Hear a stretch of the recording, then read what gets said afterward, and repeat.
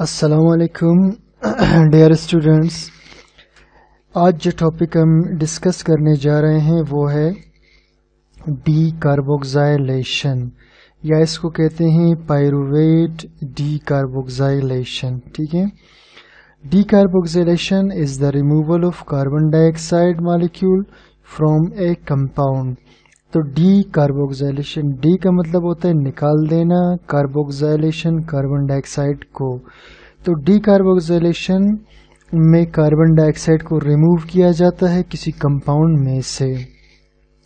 इन pyruvate D कार्बोक्साइलेशन, और इस pyruvate D कार्बोक्साइलेशन में carbon dioxide is removed from pyruvate molecule. इसमें कार्बन डाइऑक्साइड रिमूव होगा पायरुवेट मॉलिक्यूल से। ये कैसे होगा ये आगे जाकर हम डिस्कस करेंगे, आपको समझाएंगे। इससे आगे देखिए बैकग्राउंड नॉलेज, थोड़ा सा हम बैकग्राउंड डिस्कस करते हैं कि पायरुवेट आता कहाँ से है। In glycolysis 2 pyruvate molecules are produced. तो हमारी बॉडी के अंदर जब ग्लाइकोलाइसिस होगा, ठीक है, बॉडी में जब ग्लाइकोलाइसिस होगा, ठीक है, ये ग्लाइकोलाइसिस का प्रोसेस जब बॉडी के अंदर होगा, ठीक है, तो ग्लाइकोलाइसिस के प्रोसेस में एंड में 2 पायरुवेट के मॉलिक्यूल्स बन रहे होते हैं। ठीक है, ग्लाइकोलाइसिस के एंड में 2 पायरुवेट के मॉलिक्यूल्स बन रहे होते हैं। ठीक है, अब ये जो पायरुवेट का मॉलिक्यूल है इसने जाकर इस्तेमाल होना है सिट्रिक एसिड साइकिल में, या जिसको हम कहते हैं क्रेब्स साइकिल। ठीक है, लेकिन सिट्रिक एसिड साइकिल में पायरुवेट मॉलिक्यूल डायरेक्टली इंटर नहीं हो सकता जब तक इस पायरुवेट मॉलिक्यूल का कार्बन डाइऑक्साइड रिमूव ना हो जाए और पायरुवेट मॉलिक्यूल खुद एसिटाइल को एंजाइम न बन जाए, तब तक ये सिट्रिक एसिड साइकिल के अंदर माइटोकॉन्ड्रिया के मैट्रिक्स में इंटर नहीं हो सकता। तो सिट्रिक एसिड साइकिल में पायरुवेट को जाने के लिए कार्बन डाइऑक्साइड रिमूव करना पड़ेगा और साथ में इसको एसिटाइल को एंजाइम ए में कन्वर्ट होना पड़ेगा। अब कार्बन डाइऑक्साइड का रिमूव हो जाना और पायरुवेट का एसिटाइल को एंजाइम ए में चेंज होना, इसको हम कहते हैं पायरुवेट डी कार्बोक्साइलेशन, और इसीलिए हम इसको डिस्कस कर रहे हैं। तो ग्लाइकोलाइसिस में 2 पायरुवेट मॉलिक्यूल्स पैदा होते हैं एंड प्रोडक्ट के तौर पर। ये 2 pyruvate molecules have to enter, इनको दाखिल होना है सिट्रिक एसिड साइकिल में, लेकिन इंटर होने से पहले सिट्रिक एसिड साइकिल के अंदर डी कार्बोक्साइलेशन होगा और पायरुवेट का डी कार्बोक्साइलेशन होगा। ठीक है, अब हम इसको एक्सप्लेन करते हैं। जब पायरुवेट दाखिल होता है मैट्रिक्स में माइटोकॉन्ड्रिया के, तो इसकी डी कार्बोक्साइलेशन हो जाती है, यानी पायरुवेट का कार्बन डाइऑक्साइड रिमूव हो जाएगा। पायरुवेट डी कार्बोक्साइलेशन को जो एंजाइम कैटालाइज करता है वो एक एंजाइम्स का कम्प्लेक्स होता है जिसको हम पायरुवेट डिहाइड्रोजिनेज कम्प्लेक्स कहते हैं, और इस प्रोसेस में 5 कोएंजाइम्स यूज होते हैं और 3 एंजाइम्स। वो 5 कोएंजाइम्स कौन से हैं? FAD फ्लेविन एडेनिन डाइन्यूक्लियोटाइड है, और NAD निकोटीनामाइड एडेनिन डाइन्यूक्लियोटाइड है, और को एंजाइम ए है, थायमीन पायरोफॉस्फेट यानी TPP है, और लिपोइक एसिड। ये 5 को एंजाइम्स यूज होंगे and 3 enzymes E1, E2, E3 इस्तेमाल होंगे। ये E1, E2, E3 क्या है? E1 को हम पायरुवेट डिहाइड्रोजिनेज कहते हैं, E2 को हम डाईहाइड्रोलिपोइल ट्रांस एसिटाइलेज कहते हैं, और E3 को डाईहाइड्रोलिपोइल डिहाइड्रोजिनेज कहते हैं। तो पायरुवेट डीकार्बोक्सिलेशन 4 स्टेप्स में होगा। वैसे तो ये एक मुसलसल इस प्रोसेस है, यानी मुसलसल ये चल रहा होता है, लेकिन हम अपनी आसानी की खातिर इसको समझने के लिए 4 स्टेप्स में इसको डिवाइड करेंगे। तो स्टेप 1 के अंदर क्या होगा, in first step acetyl group of pyruvate is transferred on to coenzyme thiamine pyrophosphate और carbon dioxide is removed from pyruvate. तो मैं समझाता हूं कि ये कहना क्या चाह रहा है, ठीक है। तो सबसे पहले आप देखें कि मैं एक कंपाउंड बना रहा हूं, ये एक कोएंजाइम होगा, ठीक है। ये एक कोएंजाइम है, इस तरह से इसको बनाते हैं, ठीक है। ये एक कोएंजाइम है जिसमें सल्फर लगा हुआ होगा नीचे की तरफ, एक अल्काइल ग्रुप यहाँ पर होगा, एक ऊपर की तरफ होगा, यहाँ डबल बॉन्ड होगा, यहाँ पॉजिटिव चार्ज होगा नाइट्रोजन के ऊपर, सही। इसको हम कहते हैं थायमीन पायरोफॉस्फेट। क्या कहते हैं इसको, थायमीन पायरोफॉस्फेट, ठीक है। ये थायमीन पायरोफॉस्फेट है क्या चीज, ये एक कोएंजाइम है और ये इसका एक्टिव साइट है। ये कोएंजाइम है और ये कोएंजाइम किस चीज के साथ जुड़ा होगा, ये कोएंजाइम असल में पायरुवेट डिहाइड्रोजिनेज के साथ जुड़ा होगा।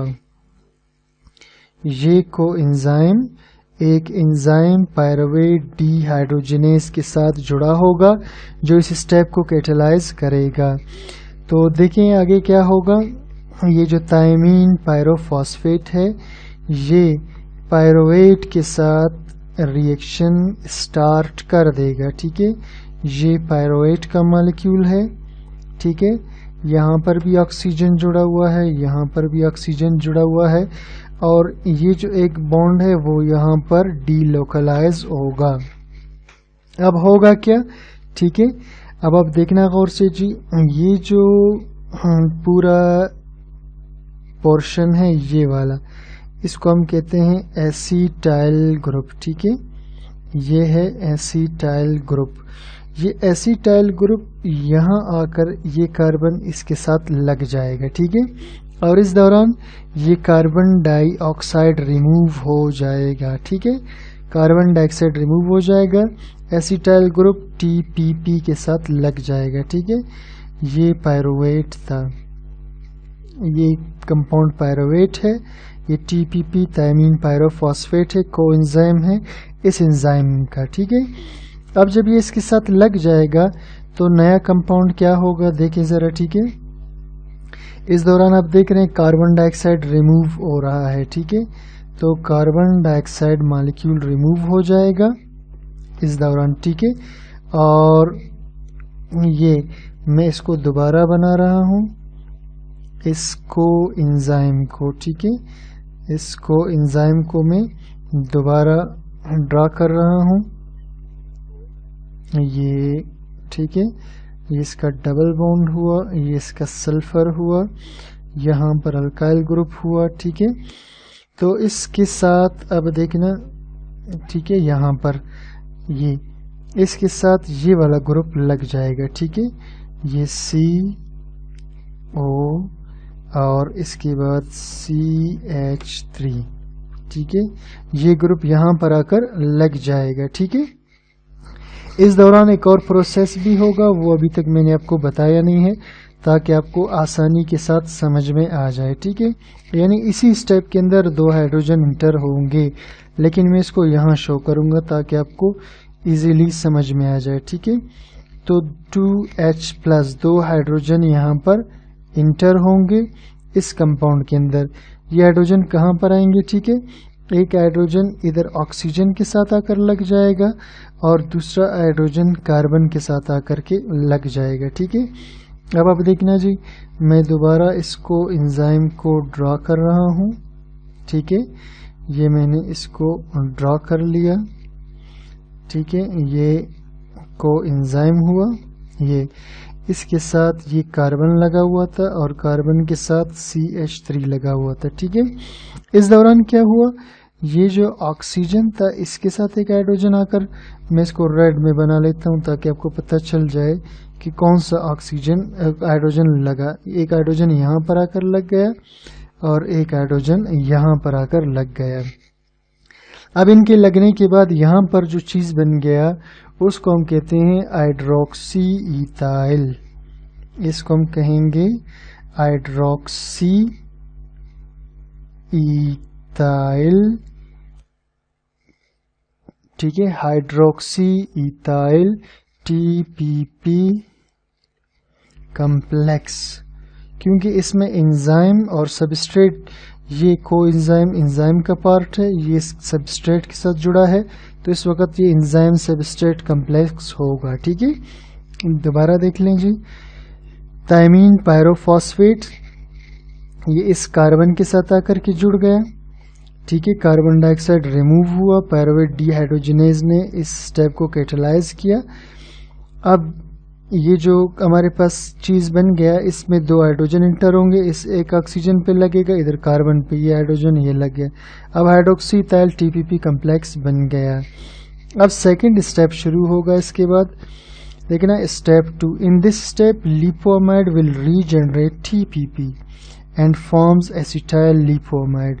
इस दौरान यहाँ पर एक और कोएंजाइम आकर लग जाएगा। ठीक है, एक और कोएंजाइम आकर के लग जाएगा, और ये जो कोएंजाइम है, ठीक है, ये एक और कोएंजाइम आकर यहाँ लग जाएगा। इस कोएंजाइम का नाम होगा लिपोअमाइड। इस कोएंजाइम का नाम होगा लिपोअमाइड। ये लगेगा किस चीज़ के साथ? उसी कम्प्लेक्स के साथ जो ऊपर मौजूद था।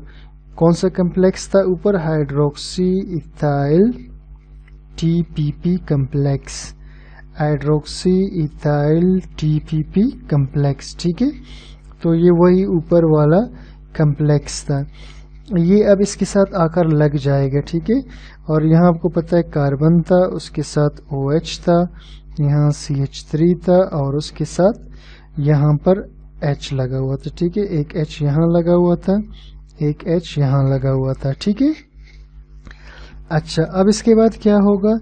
इस स्टेप को ये वाला, ये जो पायरुवेट डीहाइड्रोजिनेज एंजाइम था, ये एंजाइम इस सेकंड स्टेप को भी कैटालाइज करेगा। ठीक है, इस स्टेप को भी वही एंजाइम कैटालाइज कर रहा होगा। इसके बाद होगा क्या इस रिएक्शन में? इस रिएक्शन में ये होगा कि ये जो TPP था ये वापस रिमूव हो जाएगा। देखना, मैं इसको एक दायरे में बंद कर रहा हूँ, ज़रा गौर करना। ये जो पोर्शन है ये वाला, ये दोबारा रिमूव हो जाएगा। आप देख लीजिए, इसको बना लेते हैं, ये और ये। ठीक, यहाँ पर ये, इसमें ये R2 हुआ, ये इसका R1 हुआ, ये TPP दोबारा रीजनरेट हो गया, ये दोबारा निकल गया। ठीक है, अब बाकी मसला रह गया इसका, ये कहाँ पर आकर जुड़ेगा? अब आप ज़रा गौर करना, ये जो हाइड्रोजन है ये वाला, ये इस सल्फर के साथ आकर जुड़ जाएगा, और बाकी ग्रुप कार्बन जो है, इसका कार्बन इस सल्फर के साथ आकर जुड़ जाएगा। ये हाइड्रोजन इस सल्फर के साथ जुड़ा और कार्बन इसके साथ जुड़ जाएगा, ये बीच का बॉन्ड टूट जाएगा। अब आप देखना कैसे। ठीक है, तो इस तरह ये सल्फर हुआ, और ये जो है इसका अल्काइल ग्रुप था, जो भी था, ये सल्फर था। अब देखना, एक हाइड्रोजन यहाँ आकर के लग गया। मैं इसको रेड में बना लेता हूँ ताकि पता चले ये वही हाइड्रोजन है। ये हाइड्रोजन इधर आकर के लग जाएगा, और इस सल्फर के साथ ये देखना, ये कार्बन CH3 लग जाएगा। इस सल्फर के साथ ये कार्बन और CH3, ठीक है, ये इसके साथ आकर के लग जाएगा, और ये इसका हुआ ऑक्सीजन। सही। अब ये भी क्या चीज़ है? ये भी एक कम्प्लेक्स है, ये भी एक कम्प्लेक्स है। ज़रा गौर कर लें, ये ठीक है, ये बीच का बॉन्ड टूट गया, एक हाइड्रोजन इधर आकर के लग गया, बाकी सल्फर के साथ, दूसरे सल्फर के साथ ये एसिटाइल ग्रुप लग गया। आप इसको OH भी लिख सकते हैं, कोई फ़र्क नहीं पड़ता। ठीक है, फिलहाल तो ये एसिटाइल ग्रुप यहाँ पर आकर लग गया। और ये कोएंजाइम है, और ये पायरुवेट डीहाइड्रोजिनेज का कोएंजाइम है। ठीक है, पायरुवेट डीहाइड्रोजिनेज का कोएंजाइम है जो कि इस वक्त एसिटाइल ग्रुप के साथ जुड़ा हुआ है। इसके बाद थर्ड स्टेप स्टार्ट होगा, एसिटाइल लिपोअमाइड। सही, यानी ये जो कम्प्लेक्स बना था, ये वाला, ये जो कम्प्लेक्स बना था, इस कम्प्लेक्स का नाम है एसिटाइल लिपोअमाइड। ये इस कम्प्लेक्स का नाम है एसिटाइल लिपोअमाइड। तो इससे जो सेकंड स्टेप होगा नेक्स्ट, इसमें यही जो एसिटाइल लिपोअमाइड है, मैं इसका डायग्राम ड्रा कर लेता हूँ। ठीक है, एसिटाइल लिपोअमाइड कंबाइंड्स विद कोएंजाइम ए। अब क्या होगा, जो एसिटाइल लिपोअमाइड था, यानी ये SH, ये वाला H, ठीक है, ये S, ये जो है इसके साथ, ये S इसके साथ, ये इसका R ग्रुप हुआ, और यहाँ पर मैं रेड में बना लेता हूँ एसिटाइल ग्रुप को। ये एसिटाइल ग्रुप इसके साथ लग चुका था। अब क्या होगा, ये कोएंजाइम A के साथ जुड़ जाएगा, ये कोएंजाइम A इसके साथ, ठीक है, जुड़ जाएगा। अब क्या होगा, अब गौर करना, इस रिएक्शन में ये जो एसिटाइल ग्रुप है, ये वाला, ये कोएंजाइम की तरफ आ जाएगा, और ये इधर गौर करना, ये जो हाइड्रोजन है, ये वाला, ये सल्फर के साथ जाकर लग जाएगा। जब ये हाइड्रोजन सल्फर के साथ जाकर लग जाएगा, तो अब देखना, ये सही, ये हुआ, ये सल्फर इसका, ये हाइड्रोजन इधर आकर के लग गया, तो ये हाइड्रोजन इधर आकर लग गया, ये सुर्ख वाला, ये हाइड्रोजन ये इधर आकर लग गया, और यहाँ पहले से हाइड्रोजन लगा हुआ था। ठीक, तो इस वक्त ये जो कोएंजाइम था, इसके साथ दो हाइड्रोजन आ गए। इस कोएंजाइम का इन दो हाइड्रोजन के साथ नाम होगा डाईहाइड्रो लिपोअमाइड। क्या नाम होगा इसका, डाईहाइड्रो लिपोअमाइड। तो ये H इधर आके लगा, ये सारा रिमूव हो गया। अब बात रह गई इस कोएंजाइम A की और एसिटाइल ग्रुप की। तो कोएंजाइम A और एसिटाइल ग्रुप आपस में जुड़ जाएंगे, ठीक है, एंड फॉर्म्स एसिटाइल कोएंजाइम में। तो एसिटाइल कोएंजाइम A बन जाएगा। देखना, ये कोएंजाइम A, ये इसका सल्फर ग्रुप था, तो इसका सल्फर ग्रुप, ये इसका जो सल्फर ग्रुप है, ये इस कार्बन से जुड़ जाएगा। मैं इसको ज़रा नीले कलर में शो करता हूँ, अगर आपको नज़र आ रहा हो। इसका सल्फर ग्रुप ये कार्बन वगैरह के साथ जुड़ जाएगा एसिटाइल के, ठीक है। ये C डबल बॉन्ड OCH3 ये एसिटाइल के साथ जुड़ गया, ये, ठीक है। तो ये बन गया acetyl coenzyme A, acetyl coenzyme A। Acetyl coenzyme A कहाँ जाएगा, सिट्रिक एसिड साइकिल के अंदर। तो इसकी बात खत्म हो गई। अब मसला रह गया इस कोएंजाइम का। कोएंजाइम को, ये कोएंजाइम देखना इस शेप में इंटर हुआ था, इसमें दो सल्फर बॉन्डिंग में थे, इस शेप में लिपोअमाइड रिएक्शन में दाखिल हुआ था। लेकिन जब रिएक्शन से दोबारा निकल रहा है तो इसके साथ दो हाइड्रोजन जुड़े हुए हैं, तो इन हाइड्रोजन्स को हमने रिमूव करना है, क्योंकि जब तक ये दो हाइड्रोजन यहाँ मौजूद रहेंगे ये इस शक्ल में नहीं आ सकता, और जब तक ये इस शेप में नहीं आएगा ये इस स्टेप को दोबारा कैटेलाइज नहीं कर सकेगा। तो इस स्टेप को दोबारा कैटेलाइज करने के लिए ज़रूरी है कि इसके दोनों हाइड्रोजन रिमूव हो जाए।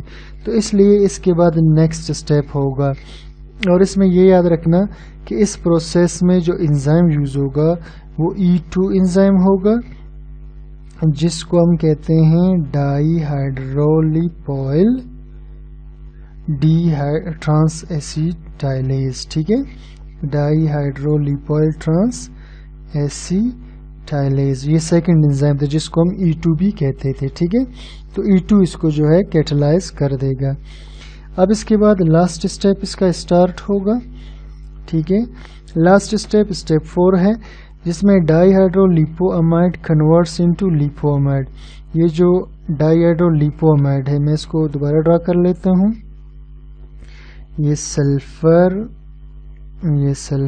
ये इसका अल्काइल और इसके साथ लगे हुए 2 हाइड्रोजन।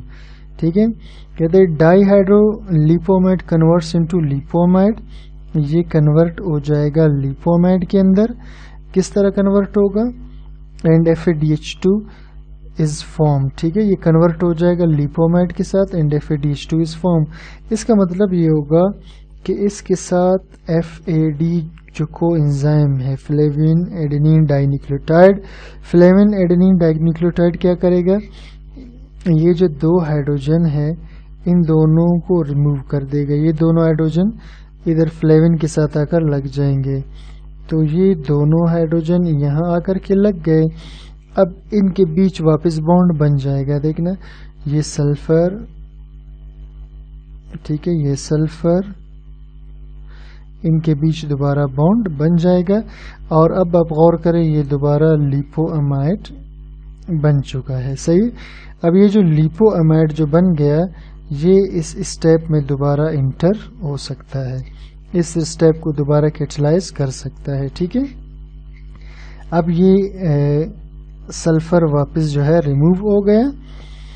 इसके बाद इस स्टेप को एंजाइम नंबर 3 यानी E3 जो हमने लिखा था, ठीक है, डाईहाइड्रोलिपोइल डिहाइड्रोजनेज, वो एंजाइम इसको इस स्टेप को कैटलाइज करेगा। तो इस कंपाउंड की हो गई ऑक्सीडेशन, यानी इसमें से जो है हाइड्रोजन रिमूव हो गए। ठीक है, अब इसके बाद क्या होगा? ये मज़ीद ये प्रोसेस चलता रहेगा। इसमें अब NAD+ ये इंटर होगा, NAD+ इस स्टेप में इंटर होगा। NAD+ इंटर होने के बाद क्या करेगा? ये जो FADH के पास 2 हाइड्रोजन थे इनको रिमूव कर देगा। तो NADH इंटर होने के बाद NADH+H+ बन जाएगा। सही। और FAD दोबारा रिमूव हो जाएगा। ठीक है, FAD दोबारा रिमूव हो जाएगा। FAD रिमूव होने के बाद इस स्टेप को दोबारा कैटलाइज करने के लिए तैयार होगा। अब बात रह गई सिर्फ NADH+H+ की। सही। अब NADH+H+ क्या करेगा? इसके पास ये जो हाइड्रोजन है, ये वाला जिसको मैं अंडरलाइन कर रहा हूँ, इस हाइड्रोजन के पास आप देखिए कोई इलेक्ट्रॉन नहीं है। ठीक, लेकिन ये जो हाइड्रोजन NAD के साथ जुड़ा हुआ है, इसको मैं रेड सर्कल में बंद कर देता हूँ। ये हाइड्रोजन, इस हाइड्रोजन में एक्चुअली 2 इलेक्ट्रॉन मौजूद हैं। इस हाइड्रोजन में 2 इलेक्ट्रॉन मौजूद हैं। और ये इलेक्ट्रॉन कहाँ से आए थे, मैं आपको ज़रा समझा दूँ। ये देखना, ये जब यहाँ पर हाइड्रोजन ट्रांसफ़र हुए थे, एक हाइड्रोजन यहाँ से और एक हाइड्रोजन ये ऊपर से जो ट्रांसफ़र हुआ था, ये और ये 2 हाइड्रोजन इलेक्ट्रॉन ले करके आए थे। ठीक है, हम इसी इलेक्ट्रॉन की बात कर रहे हैं। ठीक है, यहाँ पर तो इसके पास 2 इलेक्ट्रॉन मौजूद होंगे और ये 2 इलेक्ट्रॉन कहाँ जाएंगे? इलेक्ट्रॉन ट्रांसपोर्ट चेन में। ये 2 इलेक्ट्रॉन कहाँ जाएंगे? इलेक्ट्रॉन ट्रांसपोर्ट चेन में। तो और NAD दोबारा फ्री हो जाएगा, NAD दोबारा रिलीज हो जाएगा ताकि दोबारा FAD को कैटलाइज कर सके। तो स्टूडेंट्स, ये था आज का हमारा लेक्चर। उम्मीद करता हूँ कि आज का लेक्चर भी आपको इंशाल्लाह समझ में आ गया होगा।